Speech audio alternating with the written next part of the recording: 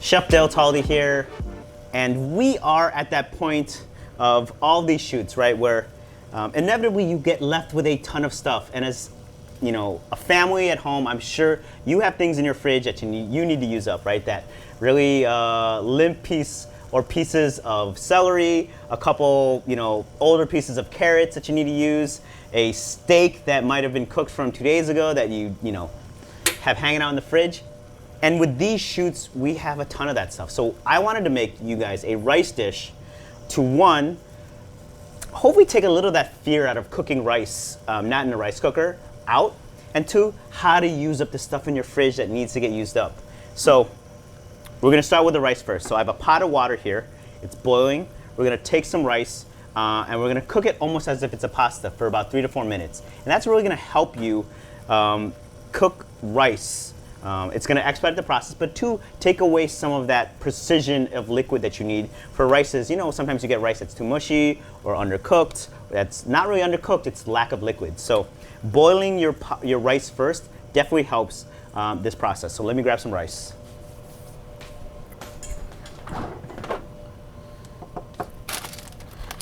We're going to take out a little bit of bone broth. I got a tray of mushrooms, some carrots, some collard greens from the last cook. We have our O Organics bone broth and our Organics jasmine rice. What else do we have here?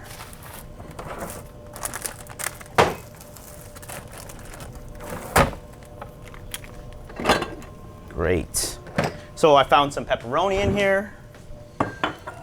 I have some sesame oil, a little fish sauce, some shallots. Let me see if I can find some garlic in here. Oops.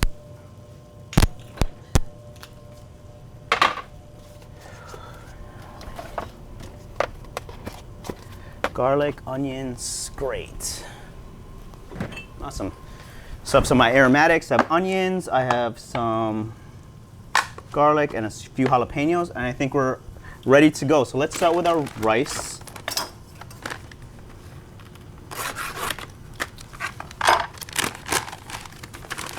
Gonna eye this out, maybe about 2 cups of rice.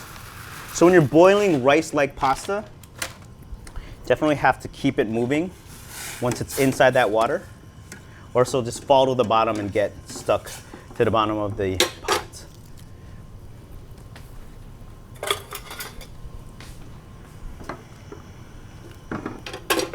Jeff, you got any questions for me? Yeah, Dale, why don't you tell us a little bit about how you got into food?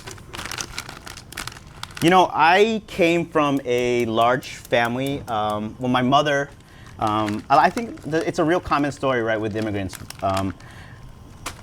Large family. My mom cooked for us almost every night, and she cooked great food, right? So we rarely ate out. There was always something to eat at home, and I learned by watching my mother, and she's a fantastic cook. But she comes from a line of great cooks, and my aunts are great cooks. So that's where I learned. I think a lot of times too, when you're younger and you look at, we're gonna add some butter to that. So what what I ended up doing with my parents is that, because it was a learned holiday, we just made food that we like to eat that was traditional Filipino food, and peppered in things like mashed potatoes and a turkey and gravy, and that was always the food that no one ate. We always ate, Filipino food rather than eating traditional Thanksgiving fare. And I just, from that, I just learned how to kind of identify, one, things that I liked, right? The food that I liked, Filipino food that I liked, but two, I saw what my aunts did well. So I'd see that one of my aunts always made this noodle dish. One of my aunts always made some type of braised oxtail. And that got me curious as to hey, I wonder why did you make that? Or is that your favorite as well? So it just got me asking questions. So did you end up going to culinary school? Yeah, so, first what I ended up doing is just watching cooking shows with my mother religiously. Really? So after after school, it was always watching Martin Yan, this show called Great Chefs of the World, which is on PBS. And I would just watch cooking shows with my mother, Emerald. I mean, this is like, you know, I'm dating myself a little bit, but it was watching shows like Emerald Lagasse. And I don't know, that got me interested watching or understanding the professional side of the culinary world. So in the pot right now, we have a little butter. We're gonna render out some pepperoni. We have onions, we have garlic. Let's see what other aromatics we can put into here. We're gonna put some mushrooms, turn the heat up. Dump some of these mushrooms in here.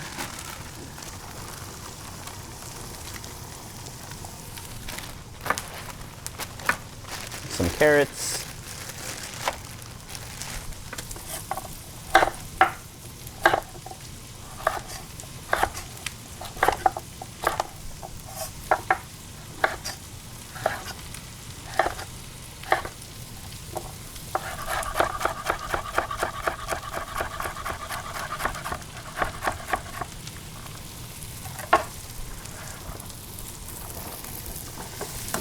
Get some salt into our base here. I think our rice is, now we're gonna give this rice about another 2 more minutes. Go grab some oil.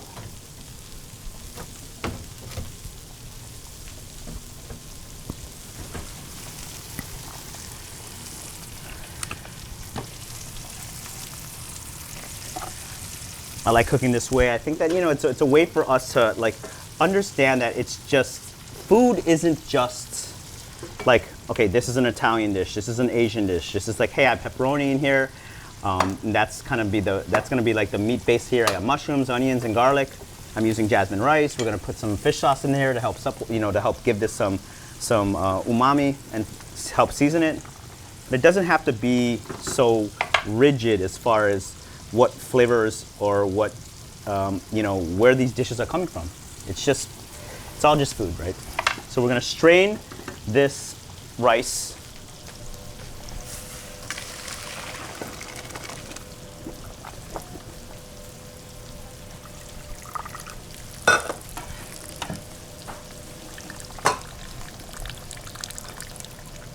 So our rice is here. It's nice and still nice and al dente, right? We're gonna let that cool. We're gonna move our pan here. Really get this cooked down really nice. I have some jalapeno. Give this a little bit of a chop.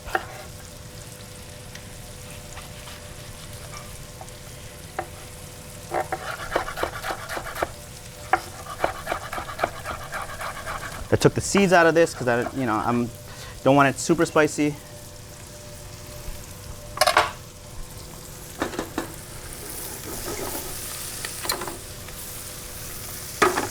See what else we could find in the fridge to help us along with this.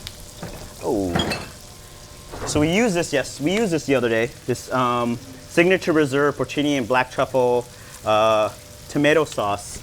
We're gonna use this just as a little bit of a flavor boost into this entire in our pan. We have mushrooms in here, so it's gonna pair. The mushrooms and the creminis are gonna pair together.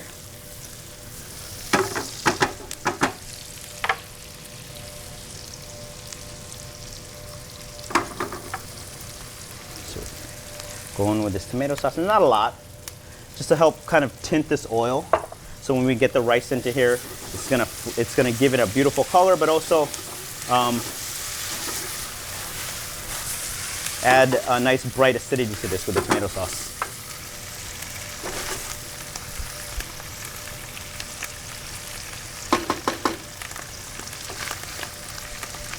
So our rice is nice and drained. I'm gonna drop our par-cooked rice into our onions, our jalapenos, our pepperoni, our mushroom, our tomato sauce. Right now it's really important because kind of the starches have opened up on this, or the rice is opened up because you par-cooked it, to get and work these flavors into and almost toast the rice while it's in this pan.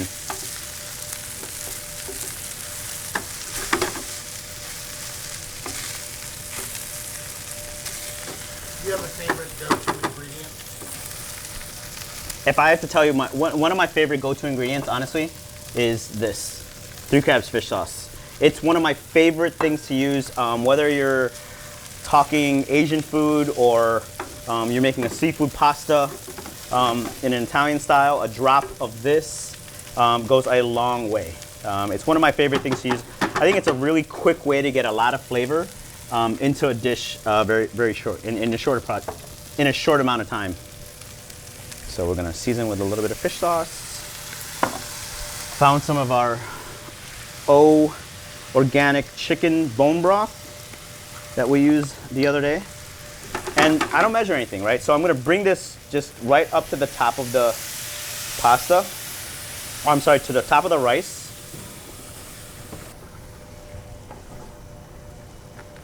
Make sure nothing's sticking to the bottom of the pan. So right now, because you're cooking a rice dish, right, your seasoning needs to be pretty on point. So I'm gonna give this a little bit of a taste. I think it needs a little bit more salt. Probably can take a little bit more fish sauce. And we're gonna hit it with a touch of sesame oil to give it some flavor.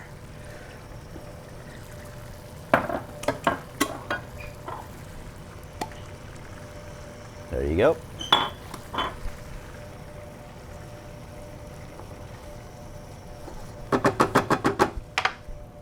We're gonna give this a cover, right? Keep it at a high heat, and we're gonna let this cook for about 10 minutes, and then it should be ready to, it should be almost done. You'll know that this is done when you can almost hear the snap, crackle, and pop on the bottom of the pan, because then it means all the liquid is gone, and it's starting to re-toast the cooked rice, and that's when you get that beautiful like socarat, right? That crispy rice on the bottom of like say paellas. It's kind of like a paella. How would you describe your style of cooking? How do I describe it? I think it's a great question, because I think if you ask chefs this question, I mean, you'll get a million different answers. I mean, I think nowadays the way I like to cook is taking familiar dishes and putting an Asian American bend and lean into it, right? So whether it's spaghetti alla matriciana, steak and potatoes, paella, how do I bring my background, my culture, my cooking experience into that dish and make it still familiar but a little unexpected? So we have some greenery here. We're gonna fold in some of this collard greens at the end to help make you feel healthy, make you feel good about yourself.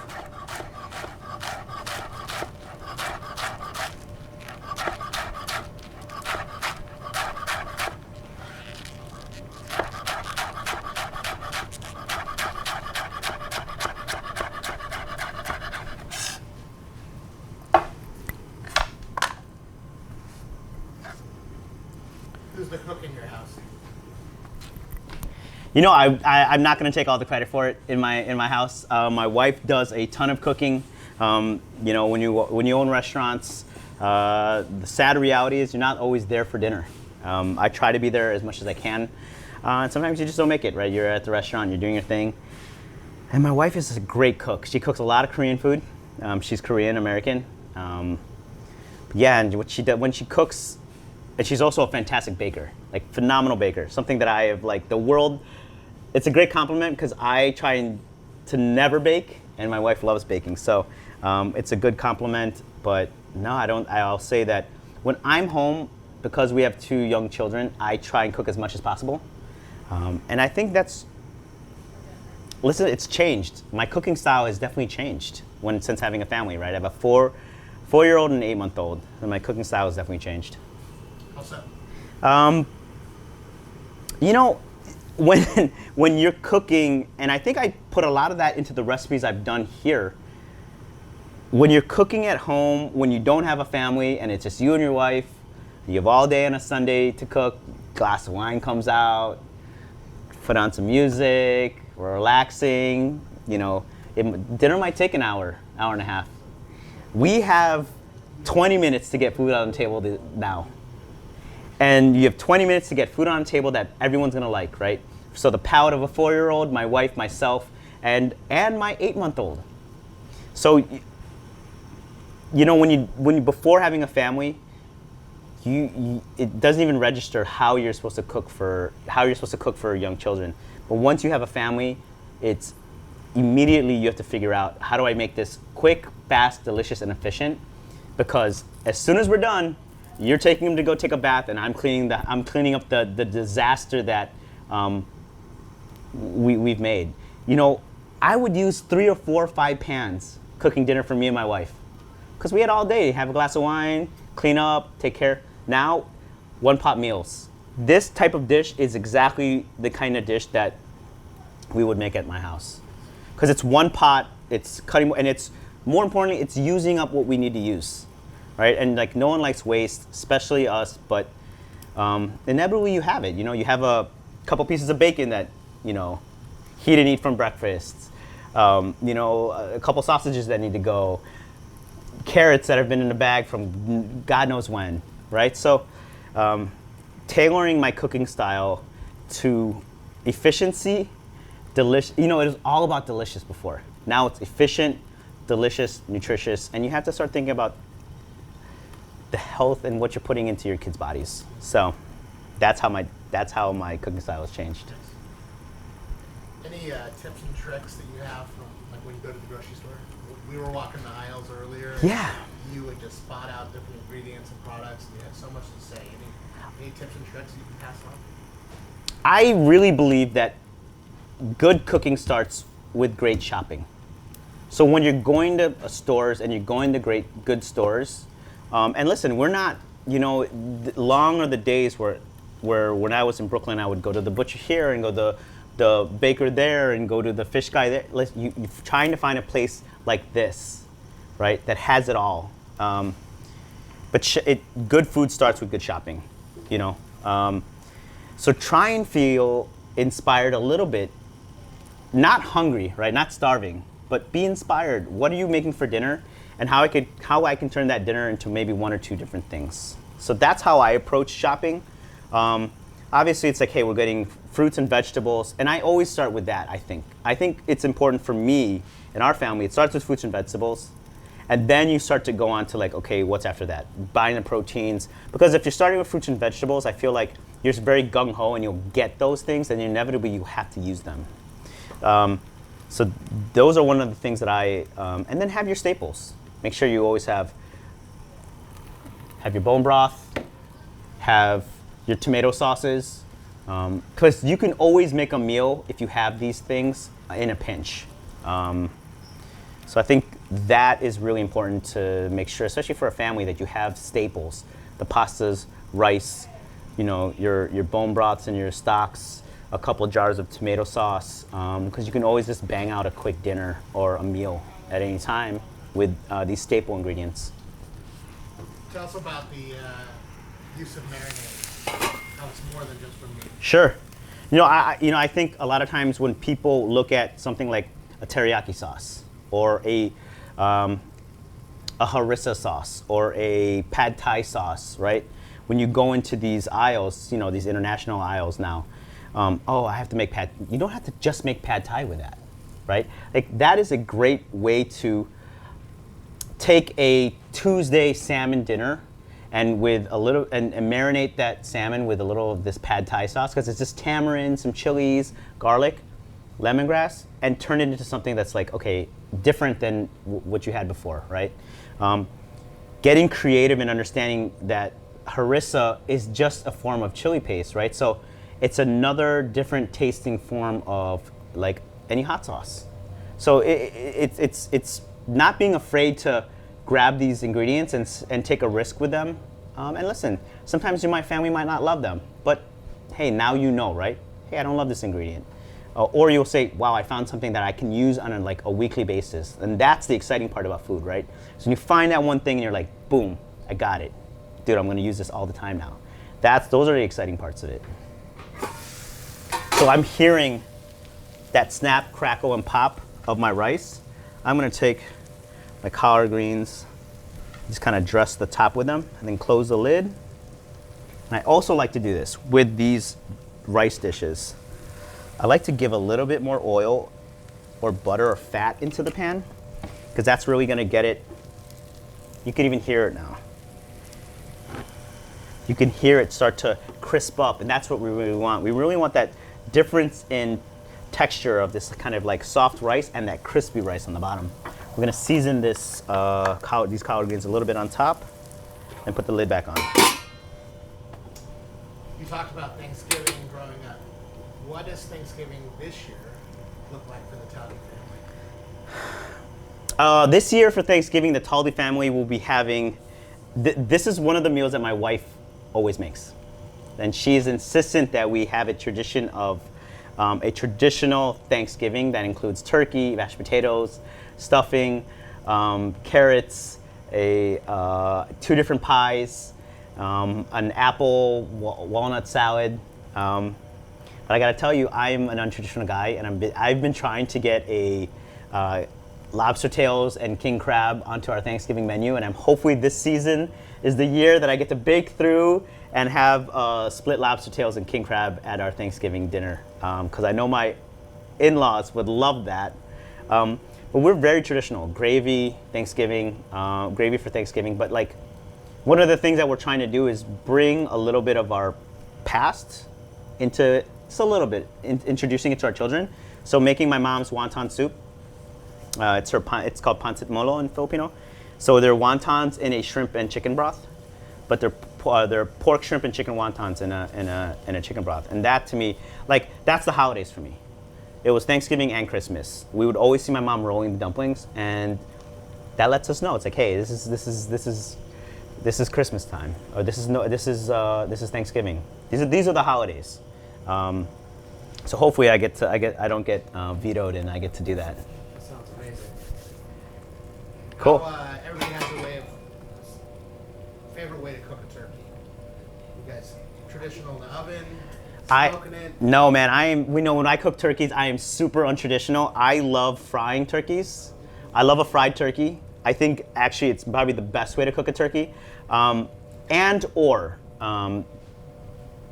know everyone wants that presentation of the big bird but I like taking the legs and thighs and slow braising them, and then roasting the breasts and the cage separately, and then like making a gravy with the braising liquid from the turkey. I think I don't know. I just love something about slow cooked, falling apart meats, and like a turkey thigh that's been cooked for hours. That's like my favorite cut. So pretty untraditional, but I probably won't be doing either one of those things if it's up to my wife. She likes a properly roasted turkey, so we'll see what happens. Yeah.